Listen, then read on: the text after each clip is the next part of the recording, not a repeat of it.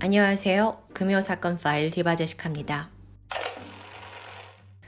여러분, 오늘 사건은요, 굉장히 잔인한 범죄 묘사가 포함되어 있습니다.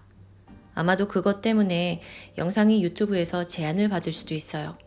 하지만 그럼에도 불구하고 제가 사건을 진행하는 이유는 절대로 손대지 말아야 할 것에 손을 댄 그 인간들이 어떤 처참한 결과를 맞이했는지 위험성을 또 강조하고 싶기 때문입니다. 2014년 6월 8일 아침 7시 15분쯤 부산시 해운대구 우동에 있는 아파트에 살던 한 주민이 이 이른 아침부터 쩌렁쩌렁하게 울리는 고함 소리를 듣게 됩니다. 어디서 소리가 나나 싶어 현관문을 열었죠. 그리고 그 방향을 딱 쳐다봤는데 믿기지 않는 광경이 펼쳐져 있었어요. 한 남성이 아파트 복도 창문을 활짝 열고 뛰어내리겠다면서 투신을 벌이고 있는 겁니다. 그런데 이 남자의 상태가 심상치 않아요. 온 몸에 피가 잔뜩 묻어 있고요. 또 손에는 칼을 움켜쥐고는 고래고래 소리를 지르는 겁니다. 주민이 황급히 집 안으로 뛰어들어가서 신고 전화를 했죠. 여기 이상한 남자가 있어요. 막 피 묻어 있고 뛰어내리려는 건지 빨리 좀 와주세요. 경찰은 즉시 해당 아파트로 출동했습니다. 다행히도 난동을 부리던 그 남자를 제압했고 체포하는 데 성공해요. 이 아파트에서 벌어진 소동이 어느 정도 마무리되는 듯 했지만 더 큰 문제는 그 다음에 벌어집니다. 당시 현장의 복도는 온통 피투성이었어요. 이 혈흔이 남자가 있던 14층부터 시작해서 15층과 16층으로 올라가는 계단까지 쭉 이어져 있더라고요. 근데 이게 누구의 혈흔인 거죠? 경찰이 핏자국을 따라가던 중에 16층 옥상 입구에서 끔찍한 것을 발견합니다. 처참한 모습으로 쓰러져 있는 한 여성. 당시 이 여성의 상태는요, 이루 말로 표현할 수 없을 만큼 너무나 참혹합니다. 얼굴이 거의 난도질을 당했다는 표현이 맞을 정도로 형체를 알아볼 수 없었어요. 게다가 머리 가죽이 벗겨지고 왼쪽 안구가 적출된 상태였죠. 한눈에도 그가 죽었으리라 생각했는데 세상에나 천만다행으로 숨을 쉬고 있었습니다. 급히 병원으로 옮겨졌고 16시간에 거친 대수술을 감행합니다. 다행히 수술이 잘 돼서 간신히 목숨을 건져요. 자, 이제부터 도대체 어떻게 된 일인지 파악을 해야 되는데 일단 피해자를 이토록 끔찍하게 공격한 장본인은 앞서 자살 소동을 일으켰던 35살의 남성 김 씨입니다. 근데요, 애초에 이게 단순한 살인 미수라고 보기가 너무 어려웠어요. 왜냐면 그만큼 피해자의 상태가 두피가 벗겨져 있었다니까요. 너무나 심각한 거예요, 이건. 그러니까 경찰 또한 이거 김 씨가 제정신으로 저지른 범죄 맞아? 라고 의심이 듭니다. 예상은 적중했죠. 김 씨는 체포됐을 당시 다량의 필로폰을 투약한 상태였고 잡혀온 후에도 환각에 빠져 있어가지고 조사 내내 횡설수설했다고 합니다. 전과조회를 해봤어요. 그랬더니 폭력 및 마약 혐의로 수감된 전적이 있는 전과자더라고요. 2년 전인 2011년 2월 마약류 관리에 관한 법률 위반으로 집행유예 처분을 받은 상태였는데 그 사건은 집행유예 기간이 경과한 지 3개월 만에 발생한 일입니다. 그런데요, 여러분, 이 사건의 엽기적인 진실은 이게 끝이 아닙니다. 병원으로 실려갔다가 겨우 목숨을 구한 피해자, 당시 31살의 서 씨. 이 서 씨 역시 김 씨와 함께 필로폰을 투약한 사실이 드러납니다. 그러니까 두 사람이 함께 마약을 복용한 거예요. 그러다가 일반인은 상상조차 할 수 없는 잔인한 짓을 저지른 거고요. 우선 체포가 된 남성 김 씨는 시간이 한참 지나서야 환각에서 정신을 차렸고요. 그제서야 전말에 대해 입을 엽니다. 그는 서 씨와 연인 관계고 함께 마약을 했는데 그날 서 씨가 이별 통보를 해서 홧김에 칼을 휘둘렀다라는 거예요. 이어 경찰은 두 사람의 관계에 대해 더 자세히 조사를 했죠. 우선 피해자 서 씨는 과거 술집에서 일하다가 어느덧 자신만의 주점을 차리게 됩니다. 그러다 사건이 있기 1년 전인 2013년 5월에 손님으로 방문한 이 남성 김 씨를 처음 만났고 점점 친분을 쌓게 돼요. 그러다 3개월 만에 본격적으로 연인으로 발전하게 되죠. 하지만 이들의 관계에는 심각한 문제가 있습니다. 사실 김 씨가 가정이 있는 유부남이었어요. 근데 그런데도 불구하고 이 김 씨란 사람이 서 씨에게 엄청나게 집착을 하는 겁니다. 그리고 또 그녀의 환심을 사기 위해 온갖 비싼 선물로 유혹했고요. 그 외에도 그 서 씨가 거주하던 아파트, 거기가 사건 현장인데 이건 역시 김 씨가 계약해 준 곳이더라고요. 그러니까 그간 서 씨에게 온갖 지원을 해줬다고 볼 수 있죠. 그런데 이 서 씨, 연인을 향한 그의 마음은 어딘가 좀 비뚤어져 있었어요. 일거수일투족을 통제하더니 어느새 그녀가 자기 외에 다른 사람들과 어울리지 못하도록 서서히 고립시킨 겁니다. 또 이게 서 씨 입장에서는 물질적으로 받는 게 많다 보니까 이 남자 요구를 차마 거절하기 힘들었던 것 같아요. 그렇게 시간이 지나자 결국 서 씨 곁에는 오직 남자친구 김 씨밖에 남아있지 않게 되는데요. 그러던 2013년 12월에 둘의 불륜 사실을 결국 김 씨의 아내가 알게 됩니다. 난리가 났죠.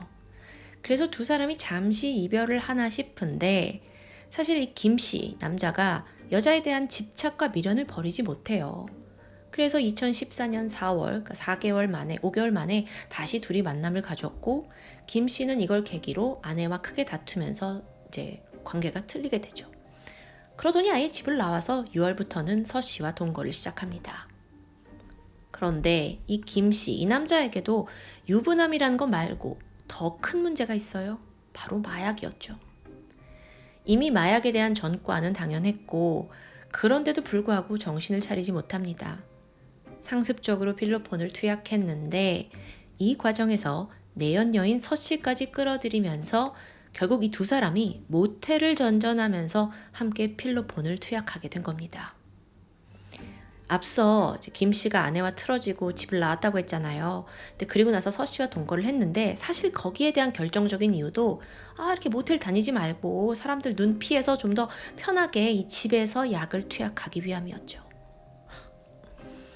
근데 이사를 왔을 때부터 이미 두 사람은요, 약물에 찌들 대로 찌들어 있었어요. 사건 발생 하루 전인 6월 7일 밤 10시부터 당일이었던 새벽 2시까지 그러니까 이미 4시간 동안 두 사람이 총 4회에 걸쳐 몸에 마약을 투여한 겁니다. 내내 환각에 빠져 있었죠. 당연히 제대로 된 사고를 할 수 없었을 거고 결국 인간 이하의 행동을 보이게 된 건데요. 그날 한참 환각에 빠져 있던 두 사람이 어느 순간 이 여성 서 씨의 이성관계 문제에 대해서 이야기를 나누게 됩니다. 처음엔 사소한 말다툼이었어요. 사실 김 씨는 평소에도 끊임없이 이 내연녀 서 씨에 대해서 의심하고 집착해왔거든요. 근데 그날도 너 다른 남자 만나는 거 아니냐? 그 남자랑 연락을 하냐? 내가 그럼 죽여버릴 거다. 근데요, 서 씨는 이런 집착에 이미 지쳐 있었죠.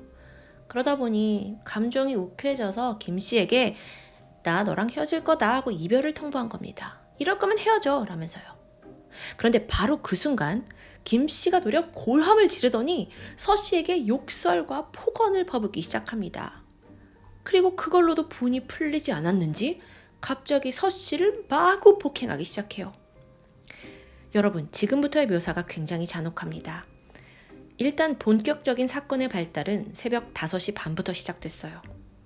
그는 서 씨, 여성의 얼굴을 손으로 강하게 움켜쥐어요. 그리고 입 안으로 손을 넣어서 마구 휘젓습니다. 자, 지금 입 안에 손이 들어갔죠? 근데 손에 뭐가 걸려서 그걸 힘껏 잡아 빼거든요? 그게 바로 서 씨의 치아였어요. 지금 이빨을 그냥 강제로 뽑아낸 거예요.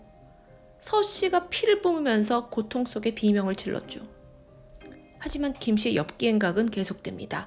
아니, 오히려 그 다음부터가 진짜 시작이에요. 주먹을 꽉 쥐고 마치 샌드백을 치듯이 서 씨 얼굴을 폭행하는 거예요. 무자비하게요.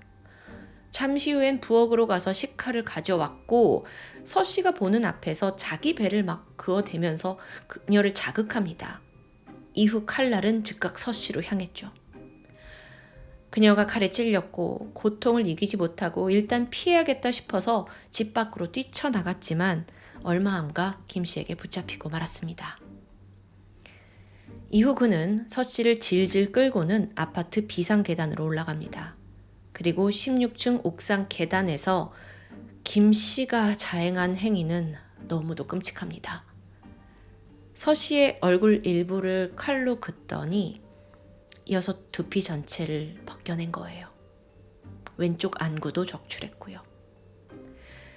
자세한 묘사는 생략했습니다. 왜냐하면 설명하는 저조차도 너무 구역질이 나서요. 저는 아직도 인간이 이렇게 할 수 있다는 게 믿기지가 않아요. 여러분, 이런 엽기 행각은 무려 1시간 넘게 진행이 되었거든요. 이 과정에서 서 씨 몸은 만신창이가 됐고 과다출혈의 쇼크로 그녀는 의식을 잃게 됩니다. 김 씨는 서 씨가 죽었다고 판단했어요. 그래서 쓰러진 그녀를 그 옥상 바로 앞에 계단에 방치한 뒤 이번에는 김 씨가 복도로 막 뛰쳐나와요. 그러더니 갑자기 살려주세요! 발광을 하는 겁니다. 복도 창문을 엮고 죽겠다고 난동을 부리다가 주민이 발견해서 신고한 상황. 한편 이 현장을 지켜보던 경찰 또한 경악할 정도였어요. 당연하죠. 게다가 조사를 더 해보니까 이 범인 김 씨의 만행이 여기서 끝이 아닙니다. 서 씨를 공격하기 직전에 이 서 씨 집의 그 도시가스 밸브를 고의로 훼손했대요. 그러면서 다량의 가스가 누출되었죠. 이거 자칫하면 이 아파트 전체 더 큰 참사로 이어질 수 있는 아주 아찔한 상황이었어요. 결론적으로 피해자 서 씨는 사망에 이르진 않았습니다. 하지만 이 사건의 범행 수법과 과정은 지금껏 대한민국에서 발생한 그 어떤 사건보다도 잔혹하고 엽기적입니다. 한편 서 씨의 경우는 목숨은 건졌지만 한쪽 눈은 실명했죠. 심지어 두피가 뜯겨 나가는 바람에 수술 도중 피부가 모자라는 상황이 됐고요. 결국 그녀는 한평생 두피의 일부를 드러낸 채 남은 삶을 살게 되었습니다. 감히 말씀드리자면 우리나라 범죄 역사상 가장 잔인하다고 손꼽히는 살인 미수 사건. 그렇다면 김 씨는 어떤 형량을 받았을까요? 이거 보면 살인 미수에 가스 유출에 마약류 관리법 위반 다 기소됐어요. 그리고 재판부가 내린 최종 판결은 징역 20년. 그동안 우리나라에서 살인이 아니라 살인 미수로 징역 10년 이상이 선고된 경우가 없다고 합니다. 대부분 통상 징역 3년에서 5년 정도의 형량이 내려져요. 그러니까 김 씨에게 내려진 20년은 사실 유례 없는 판결이긴 한데요. 재판부는 이 피해의 정도가 상상을 초월할 정도로 극히 잔인하다라는 점을 지적하면서 추가적으로 김 씨에게 위치 추적 전자장치 부착 15년, 그리고 160시간의 약물 중독 및 폭력 방지 치료 프로그램 이수, 또한 피해자 서 씨에 대한 접근 금지 명령도 내렸습니다. 아주 끔찍하게 위험한 인물인 거죠. 그렇게 그는 감옥에 수감이 됐는데요. 여전히 걱정은 남아 있습니다. 여러분 아시겠지만 통상적으로 재범률이 가장 높은 게 음주운전과 마약범죄래요. 더구나 심각한 중독 현상을 보이는 경우에는 그 재범률이 다른 범죄에 비해 무려 2배에 달하고요. 그렇기 때문에 전문가들은 초기 1년의 마약 치료와 재활이 매우 중요하다고 입을 모으는데 실제로 우리나라에선 마약 중독자를 전문으로 치료하는 병원이나 의료진이 턱없이 부족합니다. 안타깝지만 대한민국은 더 이상 마약 청정국이 아닙니다. 갑자기 이런 생각이 드는데 제가 한 9년 전에 미국에서 마약에 취한 한 남성이 좀비처럼 행동을 하다 사람을 뜯어먹었다 하는 이런 사건을 소개한 적이 있어요. 그때만 해도 많은 분들이 어머 미국 너무 무서워요. 어떻게 그런 사건이 있을 수 있죠? 미국은 정말 마약으로 찌들었나 봐요. 다들 놀라는 반응이었는데 오늘 사건을 보면서 어쩌면 마약으로 인한 엽기 사건이 이제는 정말 남의 일이 아니구나라는 생각이 듭니다. 약물에 중독된 환각 상태에서 인간이 얼마나 처참히 망가질 수 있는지 그 노골적인 실태를 여러분이 오늘 사건을 통해 좀 더 뼈아프게 알길 바랍니다. 그래서 저도 너무 잔혹하지만 피해 사실을 최대한 설명했고요. 마약 범죄는 나 자신만을 망치는 것이 아닙니다. 내 주변 사람들, 나아가 모두 내 사회에게 커다란 해악을 끼친다는 걸 기필코 명심해야 합니다. 지금까지 금요 사건 파일 디바제시카였습니다.